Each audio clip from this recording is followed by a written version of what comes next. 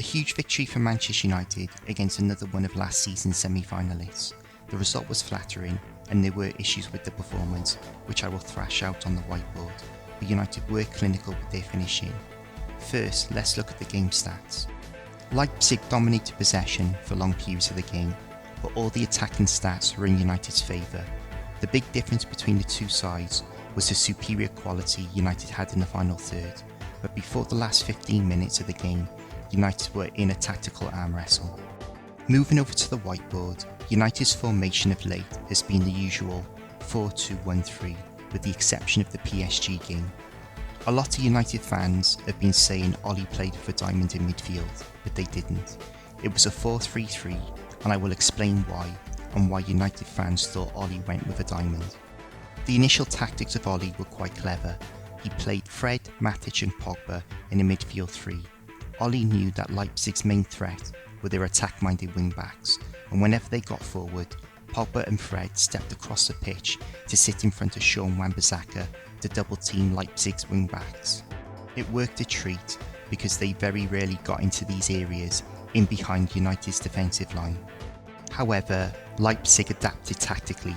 Halstenberg and Upamecano were stepping out from the back into the midfield spaces vacated by Pogba and Fred in protecting United's fullbacks. In turn, Halstenberg and Upamecano stepping into midfield forced Pogba and Fred back in field from their wider areas to stop United getting overrun in midfield. It was Pogba and Fred engaging with Halstenberg and Upamecano that created the perception United played with a diamond, but it was United's defensive reaction to Halstenberg and Upamecano stepping out from the back, opposed to United lining up like that. As you can see, this bunched United up in midfield and they struggled to break out and got pinned back. Moving on to why United's attacking potency increased with the introduction of Rashford and Fernandes. So far this season, Martial has not looked like scoring. It's all because he pulls out to the left, he drops deep and pulls out to the right. You rarely see him play within the width of the goals. When Rashford came on, that changed. He played between the width of the goals and got 2 goals from those areas. Martial needs to take note because we are starting to see the old Martial resurface, doing nice tidy things that look good on a YouTube compilation but is not producing performances of a proper United number 9. Fernandes was great in facilitating Rashford's runs with some incisive passing. Whenever he gets on the ball, he immediately looks up to play other United players in, which is the complete opposite of a certain Frenchman.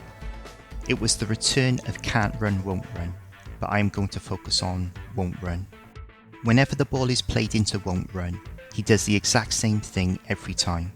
He controls the ball, then steps across the ball with his big lanky legs to shield it, then gets his arm up to shield the ball further, rolls the ball with his studs a couple of times, and then after 4 or 5 seconds of holding onto the ball, he either gets fouled, gives the ball away, or plays a pass he could have played 5 seconds before.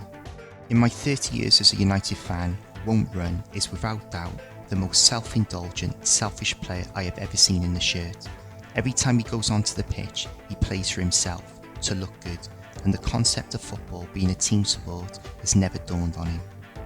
If you want to see exactly what won't run is all about, and what he's always been about, click the link in the description and watch Won't Run get a second yellow card when taking a penalty in an FA Youth Cup tie against Liverpool. It's all about the call. The Devil's verdict is, you have to give Ollie credit for the improved organisation in United's play, but it should never have got to that low point against Tottenham. Without doubt, Ollie found a pot of gold at the end of the rainbow to get through this month. Once again, the lucky Solskjaer has stumbled through another rough patch, and as a result, we will see 2 of the best coaches in the world in Allegri and Pochettino go elsewhere. To lose out on Allegri and Poch for this clown is gutting, and I fully expect the start of United's season to carry on in the same vein. 1 bad month followed by 1 good month, and a 5th to 7th place finish awaits United with Ollie at the helm. Let me know in the comments below what you thought of the analysis and what you thought of my comments on Won't Run, as I know he has a lot of fans. As always, please like, subscribe and share, and I'll see you in the next video.